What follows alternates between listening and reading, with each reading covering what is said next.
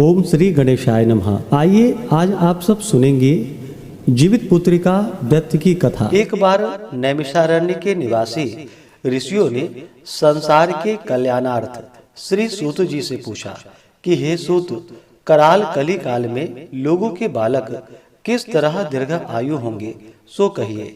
सूत जी बोले, जब द्वापर युग का अंत और कलयुग का आरंभ था, उसी समय बहुत सी शोकाकुल स्त्रियों ने आपस में सलाह की कि क्या इस काल में माता के जीवित रहते पुत्र मर जाएंगे। जब वे आपस में कुछ निर्णय नहीं कर सकी, तब गौतम जी के पास पूछने के लिए गई। जब उनके पास पहुंची तो उस समय गौतम जी आनंद के साथ बैठे थे। उनके सामने जाकर उन लोगों ने मस्तक झुकाकर प्रणाम किया। तदंतर स्त्रियों ने पूछा कि हे प्रभु, इस कलयुग में लोगों के पुत्र किस तरह जीवित रहेंगे।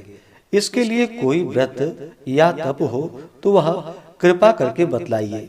इस तरह उनकी बात सुनकर गौतम जी बोले, आपसे मैं वही बात कहूँगा जो मैंने पहले सुन रखा है।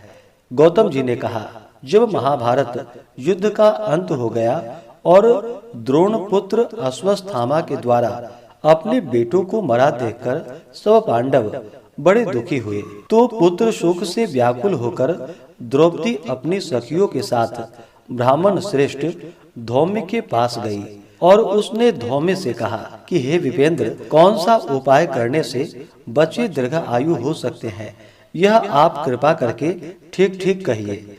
धौम्य बोले, सतयुग में सत्य वचन बोलने वाला, सत्याचरण करने वाला समदर्श जीमूतवाहन नामक एक राजा था। एक बार वह अपनी स्त्री के साथ अपनी ससुराल गया और वहीं रहने लगा। एक दिन आधी रात के समय पुत्र के शोक से व्याकुल कोई स्त्री रोने लगी, क्योंकि वह अपने बेटे के दर्शन से निराश हो चुकी थी। उसका पुत्र मर चुका था। वह रोती हुई कहती थी कि हाय, मुझ बूढ़ी माता के सामने मेरा बेटा मरा जा रहा है। उसका रुदन सुनकर राजा जीमूतवाहन का मानो हृदय विदीर्ण सा हो गया। वह तत्काल उस स्त्री के पास गया और उससे पूछा, तुम्हारा बेटा कैसे मरा है। बूढ़ी ने कहा कि गरुड़ प्रतिदिन आकर गांव के लड़कों को खा जाता है। इस पर उस दयालु राजा ने कहा कि माता, अब तुम रो मत, आनंद से बैठो, मैं तुम्हारे बच्चों को बचाने का यत्न करता हूँ। ऐसा कहकर राजा उस स्थान पर गया जहाँ गरुड़ आकर प्रतिदिन मांस खाया करता था। उसी समय गरुड़ भी उस पर टूट पड़ा और मांस खाने लगा।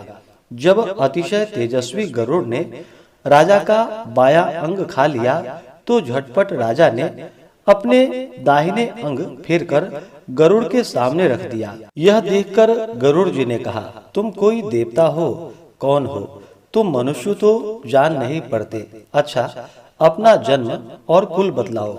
पीड़ा से व्याकुल मन वाले राजा ने कहा कि हे पक्षीराज, इस तरह के प्रश्न करना व्यर्थ है। तुम अपनी इच्छा भर मेरा मांस खाओ।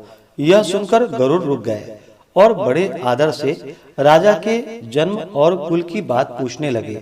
राजा ने कहा, मेरी माता का नाम शैब्या है और मेरे पिता का नाम शालिवाहन है। सूर्य वंश में मेरा जन्म हुआ है और जीमूतवाहन मेरा नाम है। राजा की दयालुता देखकर गरुड़ ने कहा कि हे महाभाग, तुम्हारे मन में जो भी अभिलाषा हो वह वर मांगो। इस पर राजा ने कहा, यदि आप मुझे वर देना ही चाहते हैं तो वर दीजिए कि आपने अब तक जिन प्राणियों को खाया है वे सब जीवित हो जाएं। हे स्वामी, अब से आप यहाँ बालकों को न खाएं और कोई ऐसा उपाय करें कि यहाँ जो उत्पन्न हो वे लोग बहुत दिनों तक जीवित रहे। धौम्य जी ने कहा कि पक्षीराज गरुड़ राजा को वरदान देकर स्वयं अमृत लाने के लिए नागलोक चले गए। वहां से अमृत लाकर उन्होंने उन मरे हुए मनुष्यों की हड्डियों पर बरसाया। ऐसा करने से लोग जीवित हो गए जिनको कि पहले गरुड़ ने खाया था। राजा के त्याग और गरुड़ की कृपा से वहां बालों का बहुत कष्ट दूर हो गया। उस समय राजा के शरीर की शोभा दूनी हो गई थी। राजा की दयालुता देखकर गरुड़ ने फिर कहा कि मैं संसार के कल्याणार्थ एक और वरदान दूंगा। आज आश्विन कृष्ण सप्तमी से रहित शुभ अष्टमी तिथि है। आज ही तुमने यहाँ की प्रजा को जीवन दान दिया है। हे वत्स, अब से यह दिन ब्रह्म भाव हो गया है, जो मूर्ति भेद से विविध नामों से विख्यात है। वही त्रिलोकी से पूजित दुर्गा अमृत प्राप्त करने के अर्थ में जीवित पुत्रिका कहलाई है।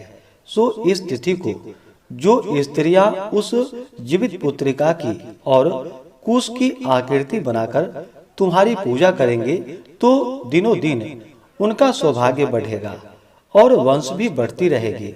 हे महाभाग, इस विषय में विचार करने की भी आवश्यकता नहीं है। हे राजन, सप्तमी से रहित और उदया तिथि की अष्टमी को व्रत करे, यानी सप्तमी वृद्ध अष्टमी जिस दिन हो उस दिन व्रत न करके शुद्ध अष्टमी को व्रत करे और नवमी में पारण करे। यदि इस पर ध्यान न दिया जाए तो फल नष्ट हो जाएगा और सौभाग्य तो अवश्य ही नष्ट हो जाएगा। जीवित वाहन को इस तरह वरदान देकर गरुड़ वैकुंठ धाम को चले गए और राजा भी अपनी पत्नी के साथ अपने नगर को वापस चले आए। धौम्य जी द्रौपदी से कहते हैं कि हे देवी, मैंने यह अतिशय दुर्लभ व्रत तुमको बताया है। इस व्रत के करने से बच्चे दीर्घ आयु होते हैं। हे देवी, तुम भी पूर्वोक्त विधि से यह व्रत और दुर्गा जी का पूजन करो, तो तुम्हें अभिलषित फल प्राप्त होगा। मुनिराज धौम्य की बात सुनकर द्रौपदी के हृदय में एक प्रकार का कौतूहल उत्पन्न हुआ और पुरावासिनी स्त्रियों को बुलाकर उनके साथ यह उत्तम व्रत किया।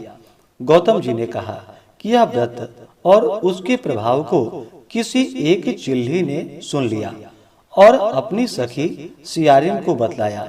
इसके बाद पीपल वृक्ष की शाखा पर बैठकर उस चिल्ली ने और उसी वृक्ष के एक खोते में बैठकर सियारिन ने भी व्रत किया।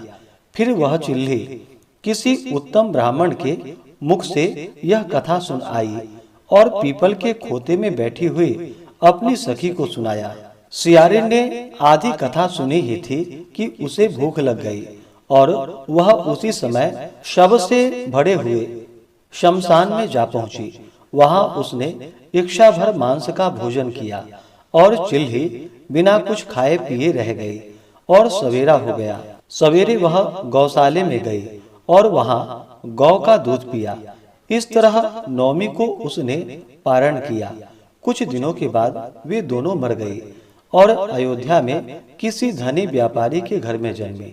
संयोग से उन दोनों का जन्म एक ही घर में हुआ, जिसमें सियारिन बड़ी हुई और चिल्ली छोटी। वे दोनों सभी शुभ लक्षणों से युक्त थी, इसलिए बड़ी लड़की काशीराज की और छोटी उनके मंत्री के साथ ग्राह्यपत्य अग्नि के सामने विधि पूर्वक ब्याही गई। पूर्व जन्म के कर्म फल से वह मृगनयनी रानी हुई। जिस किसी भी संतान को उत्पन्न करती वह मर जाती थी और पूर्व जन्म की बातों को स्मरण करने वाला मंत्री की पत्नी ने अष्टवधुओं के सदृश तेजस्वी 8 बेटे उत्पन्न किए और सभी जीवित रह गए। अपनी बहन के पुत्रों को जीवित देखकर ईर्ष्यावश राजपत्नी ने अपने स्वामी से कहा कि यदि तुम मुझे जीवित रखना चाहते हो तो इस मंत्री के सभी पुत्रों को उसी जगह भेज दो जहाँ की मेरे बेटे गए हैं, अर्थात उन्हें मार डालो। यह सुनकर राजा ने उस मंत्री के पुत्रों को मारने के लिए कई प्रकार के उद्योग किए, पर मंत्री पत्नी ने जीवित पुत्रिका के पुण्य बल से उसे बचा लिया। एक दिन राजा ने अपने आदमियों से उन पुत्रों का सिर काटकर पिटारी में रखवाया और वह पिटारी उनकी माता यानी कि मंत्री की पत्नी के पास भेज दिया। परंतु वे 8 सिर बेशकीमती हीरे जवाहरात में बदल गए और भले चंगे हो 8 लड़के अपनी माता के पास वापस चले गए। उनको जीवित देखकर राजपत्नी को बड़ा विस्मय हुआ।